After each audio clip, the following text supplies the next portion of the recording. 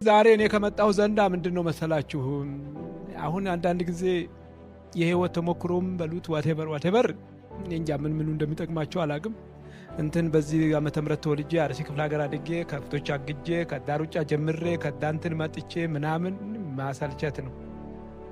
እኔ ግን እዚህ ከመጣሁ ብዙ ጊዜ አንድ ለኛ እንትን የሚለን ነገሮችን ልነግራችሁ ወይንም ደግሞ እኔንም የገረሙኝ ነገሮች ስላሉ ነው። እኔም እንደናንተው ነው እየተማርኩ ያለው ስለ አራት አይነት ነን አይደል? አራት ነገሮች ነን ሁላችንም። ሰው በሙሉ በአራት ነው እኔ እየከፈልኩት ያለሁት። የመጀመሪያው ቁጥር አንዱ የገባው ሰው ማለት ነው። የገባው ሰው። ቁጥር ሁለቱ ያልገባው ነው። ቁጥር ሶስቱ ደግሞ ገደል የገባው ነው። አራተኛው ግራ የገባው ነው። አራት ነገር ነው።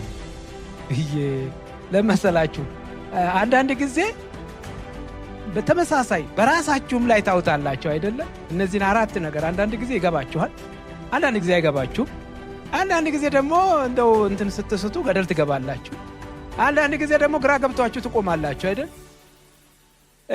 እኔ ሞር ፎከስ ላደርግ ዛሬ የምፈልገው ይሄ አራተኛው ላይ ግራ የገባው ሰው ላይ ግራ የገባን ላይ ምንድነው ግራ የገባን? ይሄንን ግራ የገባንን ነገር እንዲሁ ስገምተው ምን ስለው ለካ ችግራችን የምን መሰላችሁ? በውስጣችን በእኛነታችን በራሳችን ላይ የምንፈጥረው ነገርና ነገር ብቻ ነው። ለምሳሌ ያህል እንግዲህ ግራ ሲገባን ብዙ ነገሮች ግር ይሉናል። በከፍታ ወደ ከፍታ ለመሄድ ማለት ለማግኘት ነው፣ ወይንም ደግሞ ለምንፈልገውን ነገር ላይ ለመድረስ ነው ከፍታው አይደለም? ግራ ይገባናል። እንዴት? በምን? ሃው? ማን? አሁን እንግዲህ ተምሳሌት እስቲ ቆይ እንደከሌ ናስቲ በእናትህ ተምሳሌት ንገረኝ፣ እንደው ያንተን ሚስጥር እንደው እዚህ ደረጃ የደረስክበትን ሚስጥር።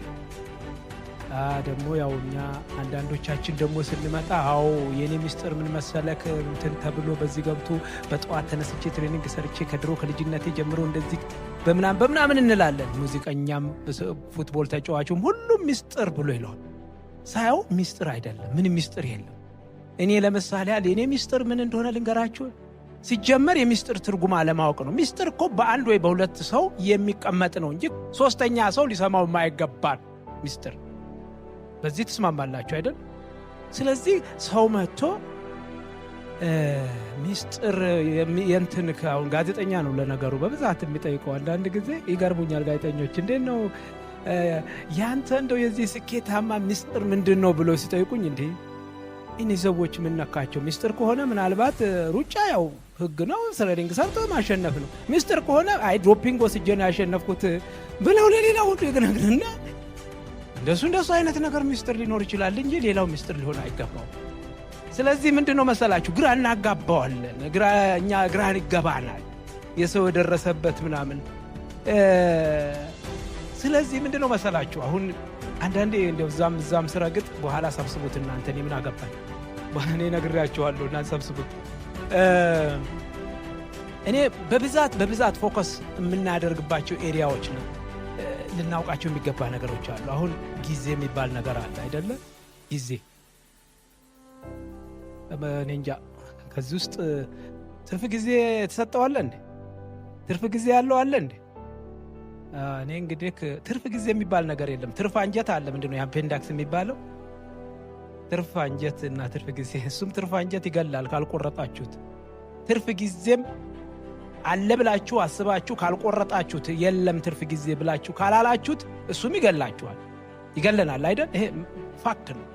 ትርፍ አንጀት አፔንዳክስ ትንሽ ነገር ነች ታብጣለች። እሷን ቶሎ ዶክተር ደርሶ ካልቆረጠልን አለቀልን። ብረስት ታደረገች ያው ጸጥን። ትርፍ ጊዜም እንዲህ የምንጮትበት እንዲህ ነው። ትርፍ ጊዜን በጣም እንጮትበታለን። አንዳንዴ አሁንም እንደው ልመልሳችሁና ጋዜጠኛ በትርፍ ጊዜ ምንድነው በትርፍ ጊዜ በምን ታሳልፋለህ ትርፍ ጊዜ? እንዲህ አይነት ጥያቄ በጣም ይገርመኛል። ተደጋግሞ ይመጣባቸዋል አይደል? ሲጀመር ትርፍ ጊዜ እኮ ካለን ፈጣሪም አይሰጠንም። ፈጣሪ እኮ የሰጠን እኛ ልንኖርበትና ኖረን ደግሞ ልንሰራበት የሚገባ ጊዜ ነው የሰጠን። ያ ትርፍ አይደለም። መጽሐፍን ብናነብበት፣ ቴሌቪዥንን ብናነብበት፣ ሌላም ስራ ብንሰራበት ልንጠቀምበት የተቀመጠ ጊዜ እንጂ በትርፍ ጊዜነት የምናስበው ከሆነ አእምሮአችን ሁል ጊዜ ስለ ትርፍ ጊዜ እናስባለን፣ ስለሚሰራ ስራ ሳይሆን ማለት ነው። ስለምናደርገው ድርጊት እንተውና ስለዛች ትርፍ ጊዜ እንዲሁ እኮ ምንም ረፍት የለም። ኦፍኮርስ ረፍት ፓርት ኦፍ ስራ ማድረግ ከተቻለ በአግባቡ እንጠቀምበታለን ማለት ነው። ስለዚህ ጊዜ አሁን እኔ አንዳንዴ ወደዚህ ለመምጣት ስራ ለመስራት ምንም ለመስራት ሁል ጊዜ በጣም ቸኩላለሁ። ከመቸኮል የተነሳ ሰዎች ግራ ይገባቸውና ዲያት ምነካ ረጋ በል እንጂ እንዴ ምናምን ይላሉ። አሁን እኔ ምን መሰላችሁ ብሎ ለማስረዳት ስለምቸገር ጎበዝ እኔ እኮ እድሜ ልኬን ያሳለፍኩት በሩጫ በሰዓት ስለሆነ መሮጥ ነው ስራዬ፣ ባካችሁ በዚህ ተረዱኝ እያልኩ ምክንያቱም ለማስረዳት ችግር ስለሆነ ነው። አንዳንድ ጊዜ አንድ ስራ ለመስራት ዛሬ ማለቅ አለበት፣ በቃ ዛሬ እንደዚህ አድርገን ስንል እንዴ አስበል እንጂ ምናምን። ለነገሩ ችግሩ ከጀርባ የመጣ ነው ለመሰላችሁ። እድሜ ልካችንን በውስጣችን ስናዳብረው ወይንም ደግሞ በዘለማዳዊ አነጋገር ምንድን ነው የሚባለው መሰላችሁ? የረጋ ወተት ነው ቅቤ የሚወጣው ይላሉ። የነ ቶሎ ቶሎ ቤት ደግሞ ግድግዳው ሰንበሌጥ ነው ተብሎ ነው ያለው። ብሎኬት ተብሎ ያኔ ለነገሩ ብሎኬት ስለሌለ ነው ሲተርቱ፣ ብሎኬት የለም አይታወቅም፣ ወይ እንጨት ነው ሰንበሌጥ አሉት። ያኔ ወይ እንጨት ነው ወይ ብሎኬት ነው ቶሎ ብሰራው ቢሎ ኖሮ ኦፍኮርስ ዛሬ ችግር የለም ቶሎ ቶሎ ጨርሰን እንገባ ነበረ። ያ እንግዲህ አልሆነም። ብቻ ለምንድን ነው ይሄንን ያመጣሁላችሁ? አሁን ይሄ ጊዜ ስለ ጊዜ ማውራት ምን ያስበ what the big deal ጊዜ ነው። ይገርማችኋል ሰውን በምድር ላይ ለሁላችንም አንድ አይነት ነገር የተሰጠን ቢኖር ለዓለም አሁን ወደ 8 ቢሊዮን ሊሞላ ነው አሉ። ህዳር ላይ የዓለም ህዝብ 8 ቢሊዮን ይሙላ ብዙ ተባዙ ነው ያለው። ችግር የለም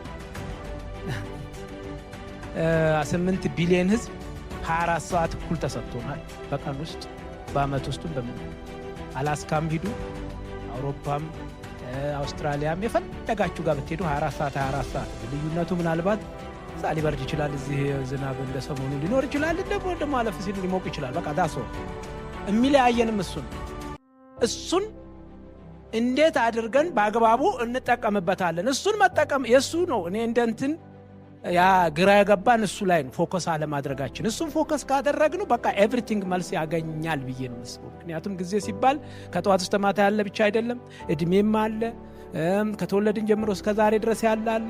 የትላንትናን ዛሬ አናገኝም አይደለም። ይውላችሁ እንዲህ ነው እየተጫወተብን ያለ ነው። ሰዎችን አማንግ ፒፕል ልዩነት እየፈጠረ ያለው ማን ጊዜውን በአግባቡ ማን እንዴት ምን ተጠቅሟል ነው።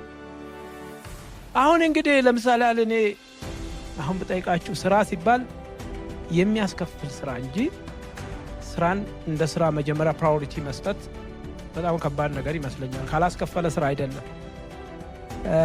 ስራውን ብቻ ሰርተን ብንመለስም አይ የባከነ ጊዜ ሊሆን ይችላል። ግን እንደኛ አሁን እንደ ኢትዮጵያ አስተውላችሁት እንደሆነ አላቅም እንጂ እስቲ በአመት ውስጥ ወይንም ደግሞ በቀን ውስጥ ወይ በሳምንት ውስጥ ያለውን ከፋፍሉት። ከሰኞ ጀምራችሁ እስከ እሁድ ድረስ ያለውን ጊዜ ቁጠሩት። ቢሮ መሄድ አሁን እንግዲህ ምን ያህል ስራ እንደምንሰራ አላቅም። በንግድም ቦታ ላይ ምን ያህል እንዳንቀሳቀስ ነው አናቅም። ግን ከዛ ውጪ ያለው የኛ እንደ ኢትዮጵያኖች አንዱ ከዚህ በፊትም አንብቤዋለሁ። ፈጣሪም እንደው አመቶ ሲወረውረው ጊዜን እዚህኛ ሀገር ወረወረው ይባላል ማለት በማይሆን ለምንድን ነው መሰላችሁ የተባለው ይሄ ነገር? እስቲ ቼክ አድርጉት። ለቅሷችን እኮ 8 ቀን ሰርጋችንም ተዛ እንደውም ከ8 ቀንም ያልፋል። ሰው መጠየቁ አንዳንድ ጊዜ አይገጥማችሁም? በጣም ረጅም ክፍለ ሀገር ከሌንም ማሳልቀብር አልቀርም አይመልሰውም እኮ አይከሊት መጠየቅ አለባት። አንዳንድ ጊዜ በቃ ከማዘን ብቻ ሳይሆን እንደው አንዳንድ ጊዜ መሆን አለበት ብለን ሆስፒታል ድረስ ሄደን ያንን በሽተኛ ሌላ በሽታ ጨምረንለት እኮ እንመጣለን። ግን እዚህ ሁሉ አልተስማማንም፣ አልተነጋገርንም። አንዴ ያስታውሳለሁ በለቅሶ ዙሪያ መንግስቱ ኃይለማርያም ጊዜ ምናልባት ብዙ ሰዎች ሰምታችሁ 5 ሰው ይቅበር የተባለበት ጊዜ ነበር አይደለ? የሆነ በቃ ሶሻሊዝም ነው ተብሎ አሁን ቢመጣ ብላለበት። እሱ አሪፍ ነው። አንዴ በህግ ሲቀመጥ ምን ይሆናል መሰላችሁ? በህግ ሲቀመጥ በቃ ማንም ለማንም ለምን ለቅሶ የቀረክ ለምን ሰርግ የቀረ አይልም አይደለ? እና አሁን የኛ የጊዜ ጨዋታ እዚሁ ላይ ነው አሁን ያለው። ሲጀምረው ደግሞ እኔ ፈለገው አይደለም እኔ እንግዲህ ላልሳሳት እችላለሁ። የሃይማኖት በዓላቶች እኛ ጋር በሽበሽ ናቸው። የሚገርማችሁ ደግሞ the only country የሁለቱንም ሃይማኖት የምታከብር ሀገር ኢትዮጵያ ትመስለኛለች። እስቲ ቼክ አድርጉት። እኔ ምናልባት ስተት ከሆነ 1 2 3 ሀገር ሊኖር ስለሚችል ብዬ ነው። አንዱ ሀገር አሁን ሚድል ኢስት ብትሄዱ ወይ የእስልምና በዓላቶችን ያከብራል ወይ ደግሞ ወደ አውሮፓ የተወሰኑ ሀገር ቤተ ክርስትና በዓላቶችን ያከብራል።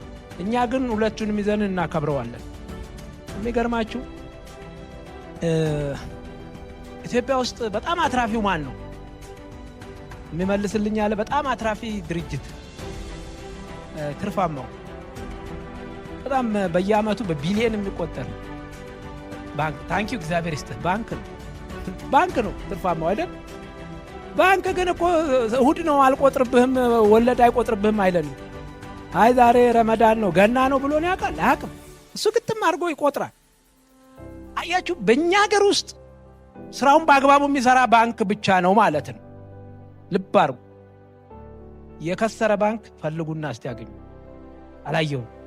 ምክንያቱም እሱ 24 ሰዓት 12 ወር 365 ቀናቱ በሙሉ ይሰራል።